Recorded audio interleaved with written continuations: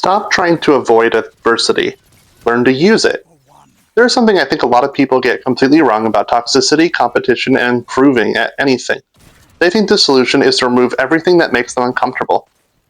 Mute the toxic player, ignore the message, leave the lobby, take a break, only play with your friends, avoid the meta you don't like, avoid the people who frustrate you. And look, sometimes those things are appropriate. I'm not saying you should sit there and let somebody abuse you, but if your goal is to become really good at something, there is a problem with making avoidance your default response. Because if every time something uncomfortable happens, you teach your brain, get away from this, then you're not learning how to deal with the problem. You're not learning how to avoid it. You're not learning a skill or honing it. And eventually, even a small amount of adversity starts feeling unbearable. That's the first lesson. You cannot build resilience by constantly removing the things you need resilience for. Think about a competitive game. You play 40 matches, you get bad teammates, you run into toxic players, you get countered by meta you don't like. You lose a match because somebody on your team throws. You get somebody sending you a nasty message. You can spend the entire time thinking, this shouldn't happen, people shouldn't be toxic, my teammates should listen, this meta is stupid, people should support each other. But remember, out of those 40 matches, the only common variable is you. And maybe you're right. Maybe those things not happening would make the game better. But here's the problem. Should and will are two completely different things. In an ideal world, everybody is respectful. Everybody communicates. Everybody plays properly. Nobody sends hate messages. Fantastic. We don't live in that world. So why are you spending your mental energy trying to convince reality that it should be different? The second lesson is this. Accept reality before you try to solve it. If you already know that you're going to encounter bad teammates, toxic players, boring games, difficult opponents, and unfair situations, then you won't be shocked when they inevitably happen. You can just say, alright, this is the solution, this is the situation, what do I do now? That's a completely different mindset. Imagine you're playing a slow, patient lobby when nobody wants to make the first mistake. You hate that style of gameplay, but it's very common in high-level play. So you sit there thinking, this is boring. You check out mentally. You make a mistake, then you lose. And afterwards, you tell yourself, the game was boring anyways. But what if instead you said, okay, this is the kind of game I'm in. How do I become better at playing this way? Now the boring game has become practice. You're learning patience. You're learning discipline. You're learning how to recognize when to make the first move. You're learning how to stay mentally engaged when the game isn't exciting. Those are skills. This isn't a problem. This is practice. You want to talk about practice? Those who know. That's a mindset I think people need to develop. When I get bad teammates, I don't have to think, great, this game is ruined. I can think, if they're going to die every round, I get to practice playing outnumbered. I get to practice my 1v1s, my 1v2s, my 1v3s. If somebody is toxic, I can think, I get to practice self-control. If somebody is significantly better than me, I get to figure out what they're doing that I can't. If I'm down a player, how do I win this match anyways? The circumstance didn't change. My interpretation of the circumstance changed. And that is where accountability comes in. Are there unfair loadouts? Yes. Are there broken metas? Yes. Are there bad teammates? Yes. Are there things in-game and in life that are genuinely unfair? Absolutely. But telling yourself, it's unfair, that's why we lost, that's why I lost, doesn't help you. It doesn't teach you anything. Instead, you need to be able to say, that was my mistake, that was a bad push, my aim wasn't good enough, I don't understand what they were doing, I need to improve this. That doesn't mean beating yourself up. Accountability isn't self-hatred, it's actually the opposite. Because if you're the problem, you can also be the solution. You can't control the other player, you can't control your teammate, you can't control what somebody sends you via messages or what have you, but you can control how you respond. And the moment you accept that, you take the power back. Because the real problem isn't always that somebody is toxic. Sometimes the problem is that you're allowing a stranger on the internet to control your mental state. And you still act surprised when it happens. People have been talking about toxic Call of Duty lobbies for 20 years. People have been talking about bullying for far longer than that. Every time somebody logs into a game and sends you a nasty message, that's not some shocking new discovery about humanity. Humanity generally sucks, but there's some great people in it. It's proof of something you already knew. Some people are going to be assholes. Would it be better if they weren't? Sure. But if you don't improve by wishing reality were different, you improve by learning what to do when reality isn't what you wanted. And this applies way beyond video games. If you're trying to become a professional player, a streamer, a musician, a content creator, or an expert at your job, you have to stop thinking exclusively about the result. You need to think about the skills required to produce the result.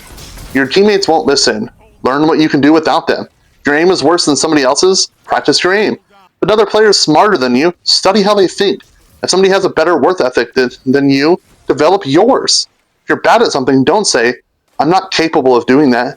Say instead, I can't do that yet. Those two sentences may sound similar. They aren't. One closes the door, the other tells your brain there is something to work towards. And this is where I think the victim mindset becomes incredibly dangerous. Because being a victim can feel good. It gives you an explanation. It's because of them. It's because of the game. It's because I'm unlucky. It's because I'm too old. It's because I don't have the talent. And sometimes life genuinely does deal people terrible cards. I'm not denying that. But eventually you have to ask, what am I going to do with the hand I was dealt? You can acknowledge that something is unfair without making unfairness your identity. Mike Tyson was dealt an incredibly difficult hand in life, and whatever you think about him as a person, his career is an example of what extreme dedication can accomplish. The lesson isn't that hardship doesn't matter. The lesson is that hardship doesn't have to determine what you do next. You don't have to pretend the problem isn't there. You have to learn how to work through it. I think of life like a roguelike. You start with terrible gear, you don't know the map, you don't know the enemies, you get destroyed by something you didn't understand, and instead of saying, that was bullshit, you can say, okay, I know what killed me now. Next run, you get further. Then you encounter something harder, you fail again, you learn again, and eventually you beat the thing that used to stop you. Then what happens? You unlock the next difficulty, and typically you do like a new game plus. That's life! You don't beat one boss and suddenly get to stop playing, you get better, and then the game asks more of you. So if your goal is to become a champion, or simply become better than you were yesterday, you have to expect the process to suck sometimes. You have to be okay with the grind, you have to be okay with boring, you have to be okay with losing, you have to be okay with being bad at something while you're learning it. You have to be okay with things going wrong without immediately deciding or thinking that this is unplayable, undoable, or unfair. And you have to practice this mindset consistently and constantly. You can't decide to have a champion mentality once a week.